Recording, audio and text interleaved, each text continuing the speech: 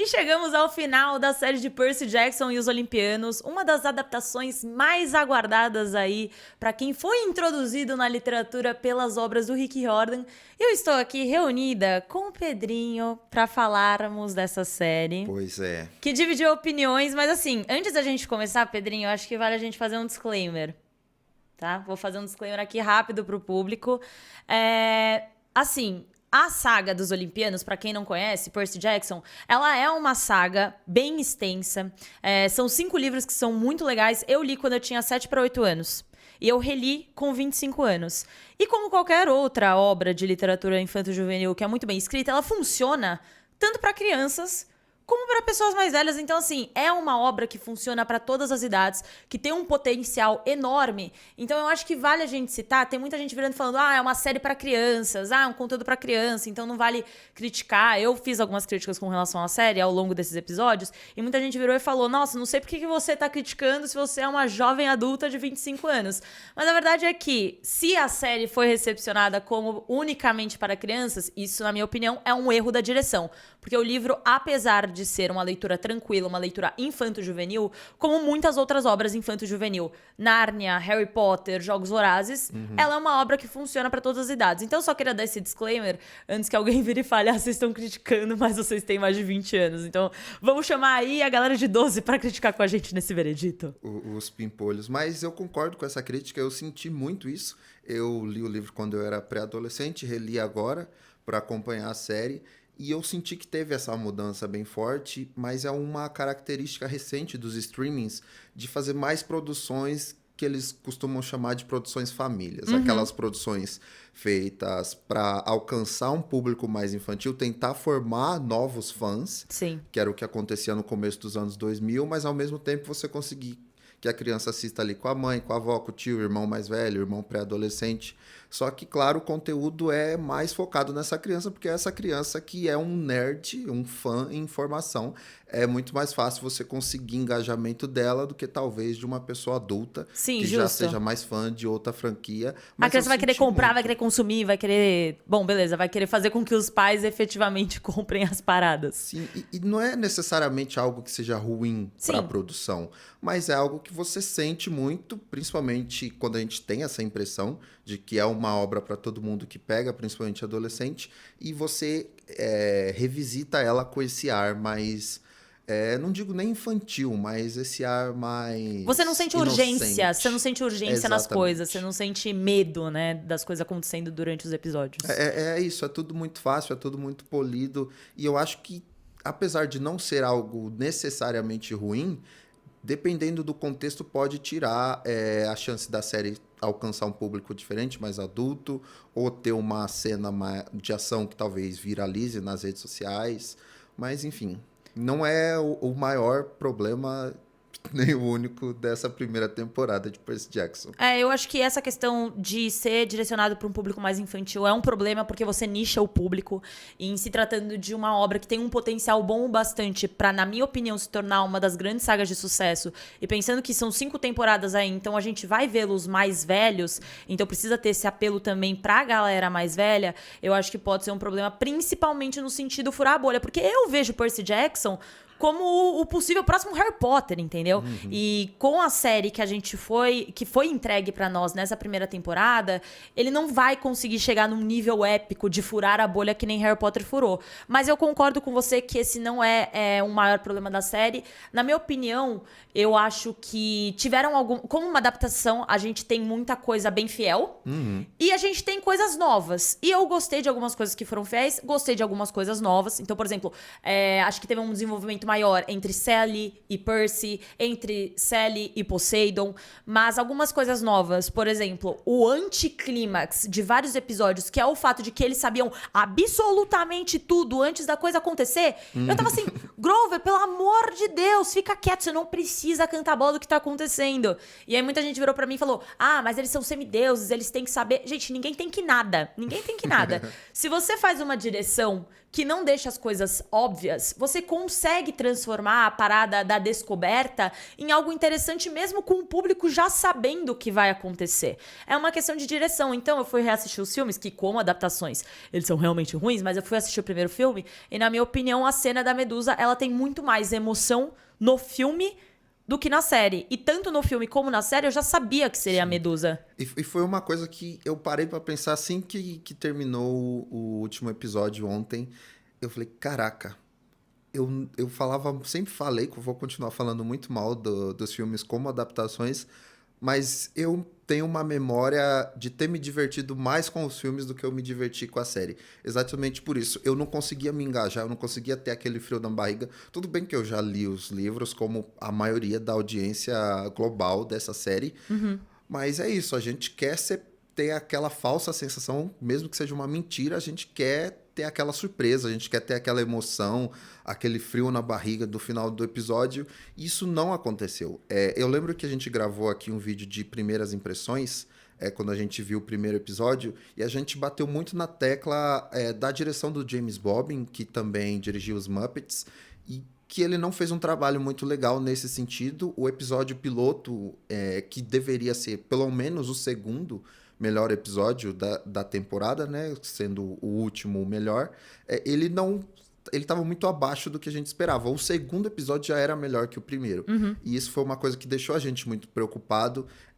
A questão da edição, os cortes também Os deixou cortes a gente secos. muito preocupado naquela época. Sim. E eu acho que isso foi uma coisa que se estendeu demais nessa primeira temporada e tirou muito desse gostinho de emoção que a gente esperava ter, como a gente teve nos livros e até nos filmes, por mais irreais e desconectados que eles fossem dos livros. Eu acho que a questão dos cortes secos é que ele deixa... Os cortes secos, pra quem não sabe, é aquela tela preta que do nada aparece. Então, você tá assistindo a série, do nada corta uma tela preta e aí aparecem os personagens em outro ambiente completamente diferente. Esses são os cortes secos. E isso tira muito da imersão, principalmente porque, na minha opinião, parece que o episódio, na verdade, é um conglomerado de cenas marcantes que eles resolveram pegar e jogaram no episódio de 30 minutos. Então, eu acho que na questão de consistência, tem essa problemática que engloba tanto os cortes secos como a pouca duração dos episódios. 30 minutos, envolvendo também a abertura, a ceninha de abertura lá.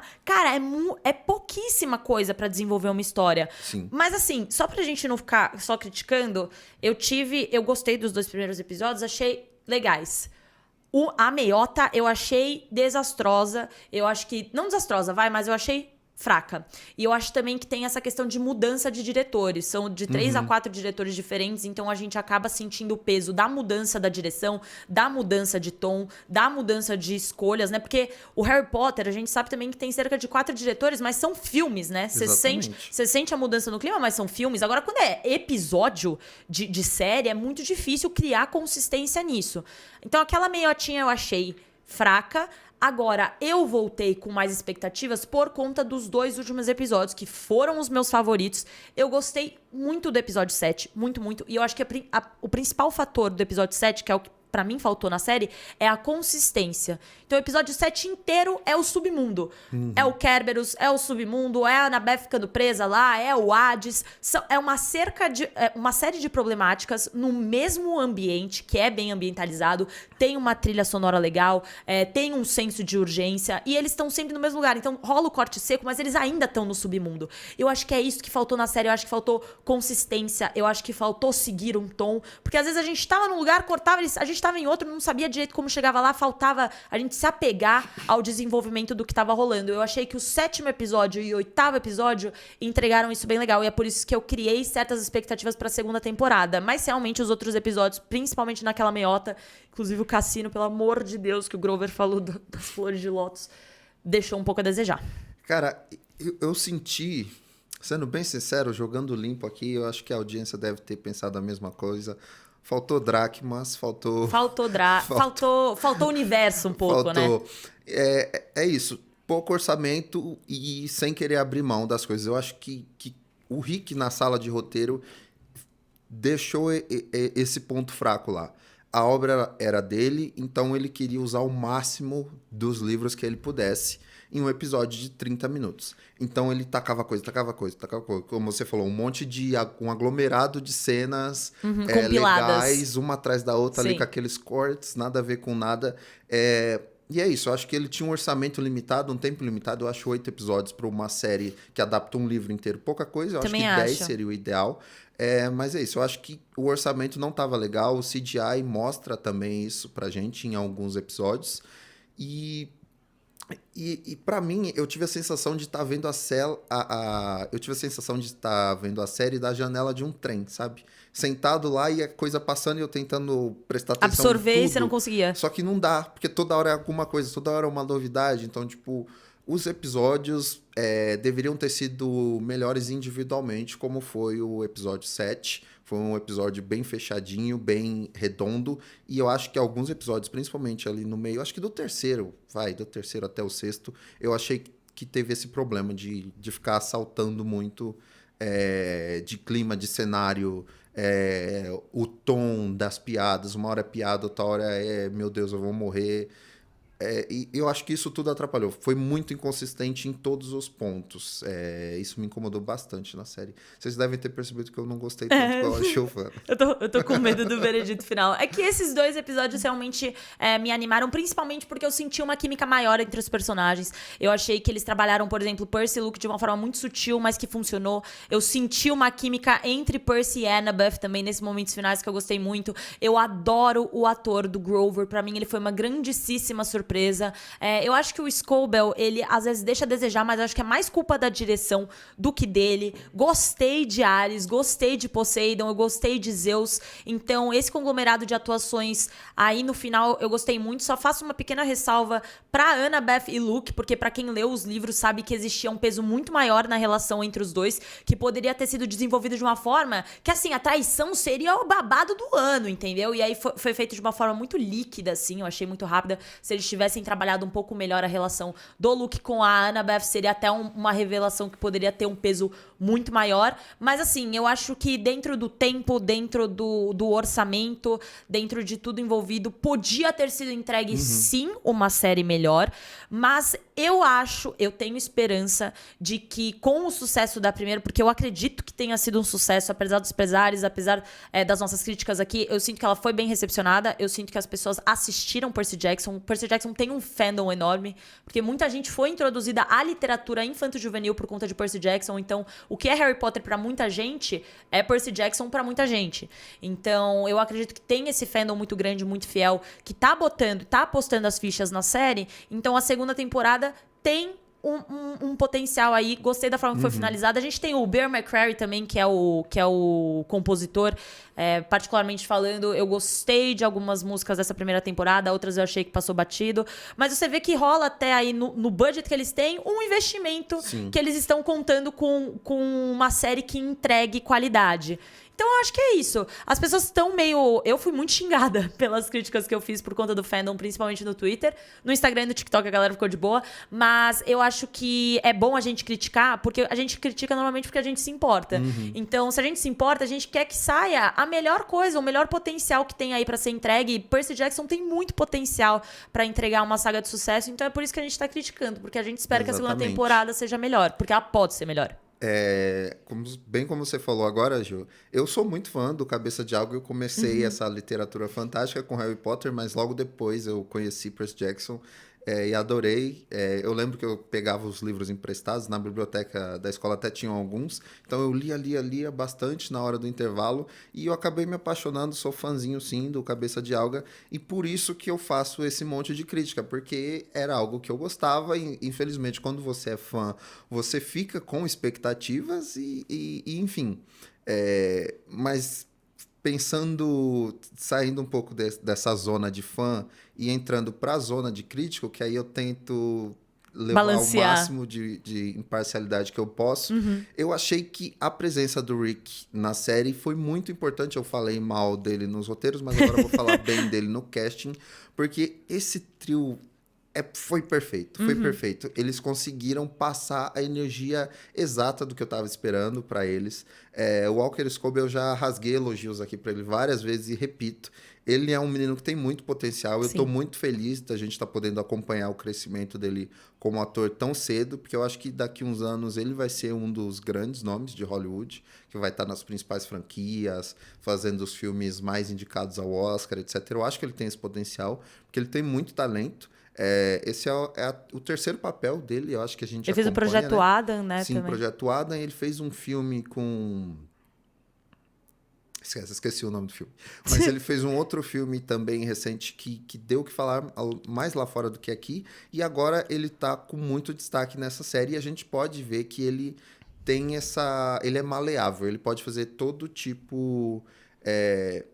de atuação, de drama e tudo mais. E ele se destaca até quando ele está interagindo com os atores mais veteranos, que, como foi com o saudoso Lance Reddick, que morreu ano passado. Ele fez o Sim, papel de dos Zeus na Zeus. série.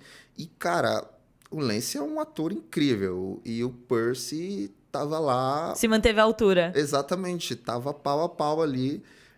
Então, tipo, ele tem um carisma tão grande que ele rouba a tela quando os três estão juntos, não importa. Ah, tem o Deus mais forte na forma verdadeira, eu não quero saber. Os três estão lá e tá bom pra mim. Ó, então o Pedrinho deu um elogio aqui. Então eu quero saber, entre altos e baixos, Pedrinho, qual o seu veredito?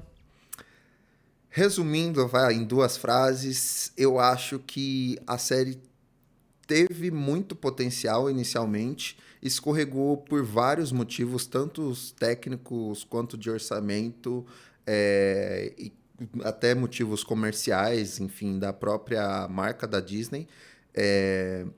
Mas eu acho que a série ainda acertou em muita coisa e os erros, os deslizes são coisas que a gente pode ver corrigido numa próxima temporada. Mas nessa eu não posso passar mais pano do que eu já passei ao longo todos esses episódios. Então, primeira temporada vai ganhar só 2 ovinhos Oh aqui my de mim. God, eu tava muito na dúvida se eu ia dar 3 ou 4, eu tava dependendo do seu. Então, ó, eu tava pensando aqui com os meus botões, a Giovanna é muito fã, assim, 100% de coração aberto e amante de Percy Jackson, com expectativas, dando confiança para Disney Plus, daria 4 de 5. Mas, em se tratando da Giovanna, com um viés um pouquinho mais crítico, analítico e sendo 100% sincera com o público que tá assistindo, porque a minha sincera opinião diante dos 8 episódios que a gente assistiu, daria 3 de 5, mas com um pouquinho de dor no coração, até deu uma apertada aqui, porque a Giovanna foi querer dar 4. Mas é isso, eu acho que dentre altos e baixos, ainda acredito que tenha potencial, mas queria saber da galera aí do canal, o que vocês acharam, afinal, de Percy Jackson e os Olimpianos? Foi a adaptação que vocês estavam imaginando? Surpreendeu positivamente, negativamente? Será que seremos xingados aqui? Será que seremos Com toda exaltados? certeza, mas é isso, a gente aceita da mesma forma que a gente critica, a gente sabe que vai ser criticado. É Mas isso. isso, a gente fala mal porque a gente quer ver uma coisa melhor. Eu tô torcendo muito pela renovação dessa série. E eu tenho certeza que na próxima temporada a gente vai ter mais cascalho aí, vai ter mais dracmas rodando nos bastidores, vai ter uma produção com mais tempo de tela, cenas mais fluidas, com uma melhor direção de fotografia. Então é isso, vamos que vai dar tudo certo, Disney Plus. A gente tá confiando em você, hein?